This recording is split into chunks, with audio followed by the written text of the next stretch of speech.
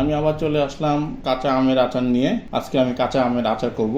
বাজারে প্রচুর পরিমাণ কাঁচা আম পাওয়া যায়, কয়েকটি কাঁচামরিচ নিয়ে নিয়েছি। এখন প্রথমে আমার এই আমগুলো ভালো করে ছুলে নিতে হবে। আর তোমাদের মনে আছে তোমরা যখন ছোট ছিলে বা আমরা যখন ছোট ছিলাম, গাছের থেকে আম পেড়ে এইভাবে ছুলে 4-5 জন বন্ধু বান্ধব মিলে আচার ভর্তা করে তারপরে আম আচারগুলো খেতাম। আসলে ঠিক ওই রকমই এই যে আমগুলো কেটে নিচ্ছি। এটা খাওয়ার কিন্তু আলাদা একটা মজা আছে বা ভালো লাগে, এবং সবার মুখে এক ধরনের লোল চলে আসে। বন্ধুরা, তোমার মুখে আসা রেখে লোল চলে আসছে। আমি যে আমগুলো কেটে নিয়েছি, 2টা কাঁচামরিচ কেটে নিচ্ছি। তারপরে হচ্ছে হলো এই যে এইভাবে তৈরি করা সকল গ্রুপ মিলে একসাথে খাওয়ার মজাই আলাদা। হ্যাঁ, আমগুলো কাটা হয়ে গিয়েছে আমার। ততক্ষণে আমি কয়েকটা কাঁচামরিচ দিয়ে নিচ্ছি এবং কিছু কাসুন দই নিয়ে দিলাম।